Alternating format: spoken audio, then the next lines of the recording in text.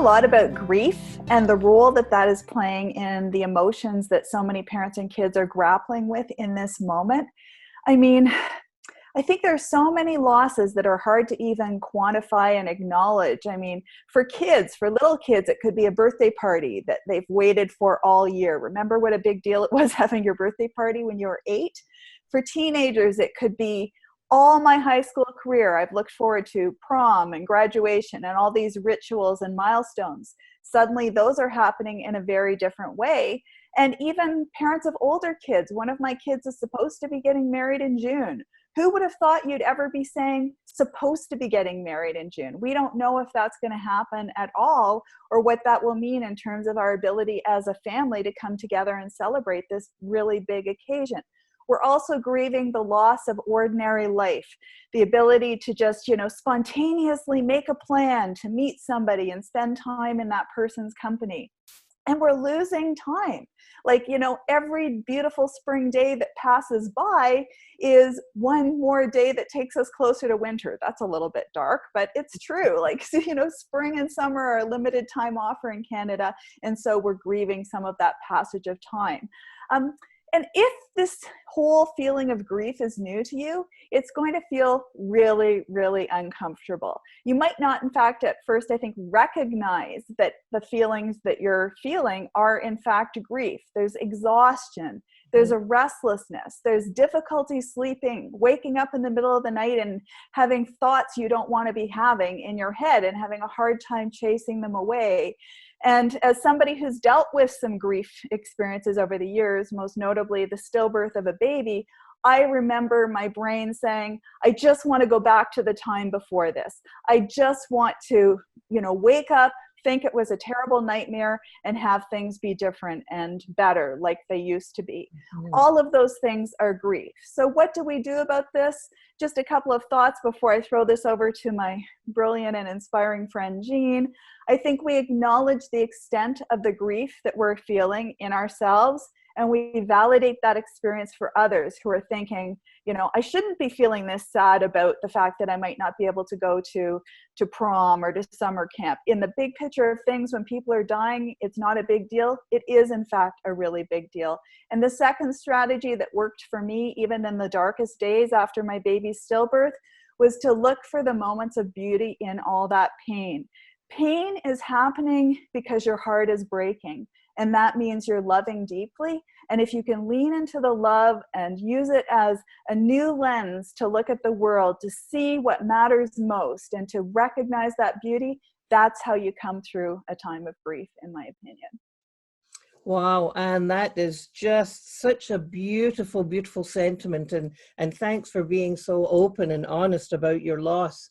My experience these days is very much what you're describing, and I think this grief I can't predict what the world is going to be like. I can't predict when I'm next going to be holding my 5 grandchildren. Is probably the thing that comes to my mind of the loss. So I think if we recognize that grief is all about acknowledging and accepting loss, I think what we're learning is that we've got a whole emotional world that many of us do not spend any time in. And so I think our dialogue today is really important for people to think about. Is this what I'm feeling? This exhaustion, all those things that you described, the irritability, the kids' discombobulating behavior. Is it possible that it comes from this sense of loss? Why is it important to kind of label it? Because when you label emotion, you get to tame it. I don't know if it was Dan Siegel who first said, you name it, to claim it, to tame it. And so once you've identified this is grief, this is a loss of my routine, this is a loss of me knowing my way, then you can start saying, aha, now I get why I'm stressed. Now I get why I'm having this emotion. Disappointment is another mixed emotion that we're going to have that in here, and that's because of unmet expectations. That's where disappointment comes from. And so we need to tell ourselves, as Mark Brackett says, or we need to understand what's the story we're telling ourselves, right?